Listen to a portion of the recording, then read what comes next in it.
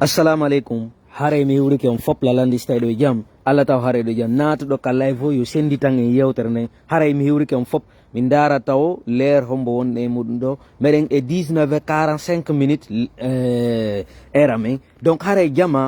e mede welti moƴƴa taw ko mi wadata nde yewtere do mede welti moƴƴa mede welti toujours e kadi mede déterminé jama la guine hare gentoro de lan hakkil faamu moƴƴa sorti présidentiel dalen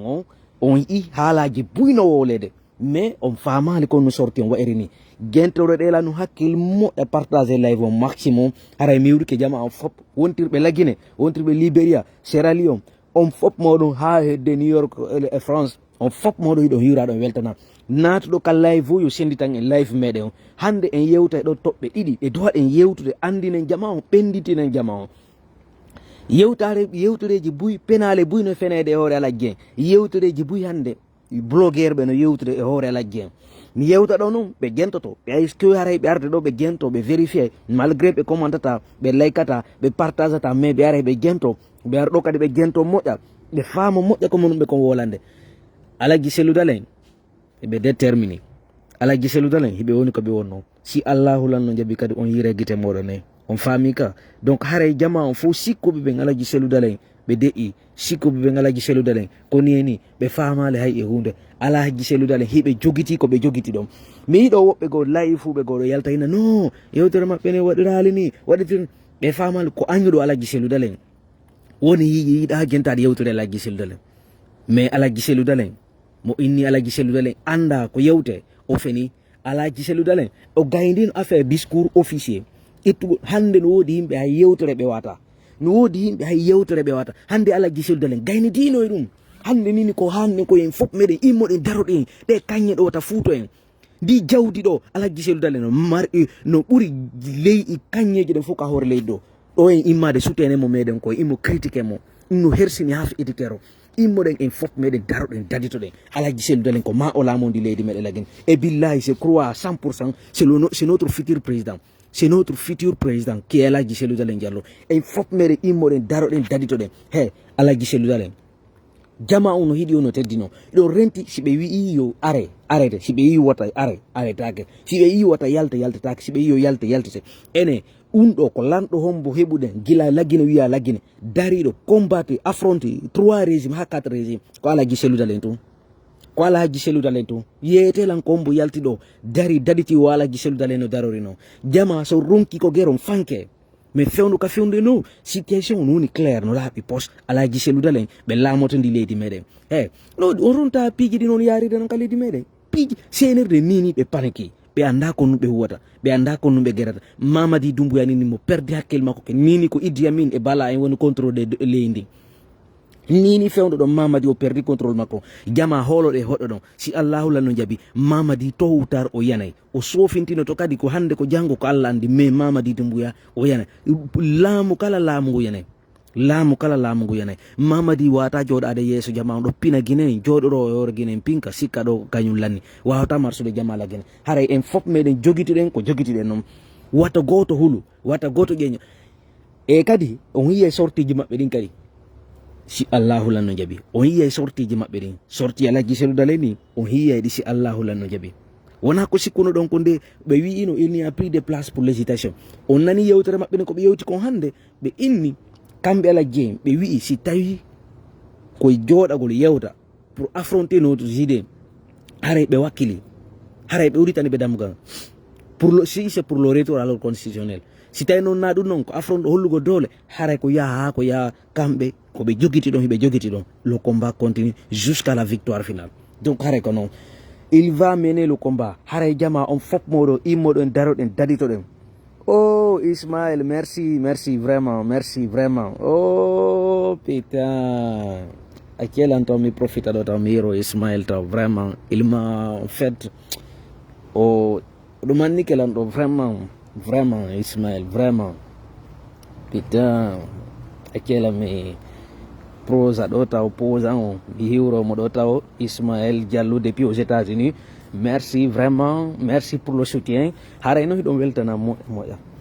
jama la guine mi toriki o mi jeeji on jondidiren juuɗe meɗen en pour mettre un terme définitif à Mamady Doumbouya. Wallahi Mamady o yahay ma o yaha ɗum no laaɓi pos hare jama on foppo hino nodda, jama on foppo hino tora, hino jeeja, yo jogito ko jogitiro iwtire ɓaawa alaji selludal en o alaji selludal en ala ko kamɓe jogiti ɗen, ko kamɓe kadi faale ɗen yo ardodi leydi meɗen. par ce que eɗen andi si alaji selludal en ardike lagine wona e leydi nunɗudi, leydi fewndi, leydi ko tawta guineɓe ɓen fof fota e mayre fannamantina ɓe bonna. ɗum no hiɗon andi ɗum hino laaɓañon pos awa jama mi tori komi jeeji on wata on jooɗode, wata on fanku. si Allah wala no jaɓi on yiye piiji ɗi no change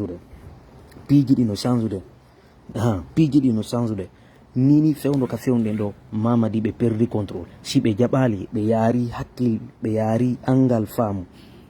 ko yawa ma neɓa mais ɓe renversa ɓe few alaggi en renversa Mamady Doumbouya jam wala kadi ñalla si Allah wala no jaɓi. lanɗo yikkotoɗo e Mamady Doumbouya ko alaggi selludal en mamo alaggi selludal en toɗɗi inni ardowo ko ɓen ɗiɗo ko ɗin ɗiɗi ko soit alaggi selludal en araw ma ɗum ɓe immina goɗɗo yo jooɗo ko ɗin. mais si Allah wala no jaɓi UFDC aray ka laamu si tawi ko ɗum jooɗori ɗon ɗo leƴƴi si tawi ko ɗum wonno huwde ɗo jooɗode ɗo sikkon ko onon tuwa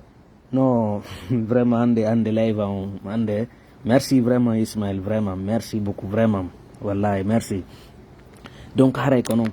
jama on fof moɗon ande hunde wotere nini fewde ko fewde ɗo l'heure est grave, l'heure est grave. hiɓe jogiti programme ɗin koɓe jogitiɗi ɗo alors que non pour votre information nini komi woni on yewtere ɗo Mamady hiɓe andi koɓe on ko wadde, hiɓe andi koɓe fokkintini kon kadi marsata, hiɓe andi tigiri kadi leydi ndin koɓe eɓɓi kon yahata, hiɓe andi ɓe jooɗaki ɓe ƴommini. jamala guene mi tori ko mijeji waɗen duwa jooɗoɗen, waɗen duwa ka suudu ka yaasi jamma e ñalorma ko welsindiɗe o ko welsinde waɗen duwa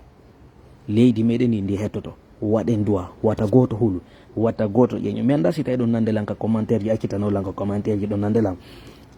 donc haray gila ɗo mi wolanayi on kadi andon alaji selludal en sortiji maɓɓe ɗin fof kadi on yiye kadi on anda way ko ɓe wi konko ɗum hande alaji selludal en no mari 75 électorat guiné ma 80 et quelques électorat guiné iɗon andi on yi guil anguma wilo hande kadi on andi on faami si tawi hande kadi sama kala fije jale waɗay ko ma IFDG tawa, si série e waɗate ko ma IFDG tawe, si tawi IFDG ari ha fewndo ɗo min joɗota ko min fanka clahonnina kiwloriɓe laamu ngun pinka jooɗoɗo bonna fi parti on min jaɓanta ɗum hay e goto. vraiment haray noon miɗe weltani on moƴƴa sakitana en live on haray sutenen kadi live ji ɗi wakkiloɗen moƴƴa daroɗen daditoɗen. inchallah la vérité finira par l'emporter le mensonge, ça c'est clair. ɗum noon kadi koko hewti noon, la vérité finira par l'emporter le mensonge, ɗum koko hewti noon. inchallah jondidiren juuɗe meɗen nen en fof meɗen immoɗen daroɗen daditoɗen ndi leydi meɗen ko en fof meɗen jeeyi ndi leydi goto tum wata arde kiwlorowo ngu laamu ɗo ɓe famina ko ɓe pina guinéen fof matata. donc haray ko noon en yi noon yewtereji ɗin ko tawta noon en ƴettay ɗo konngol fewtinen e jama on fof ɓe jento moƴƴa ɓe anda moƴƴa. jama a yalaji selludal en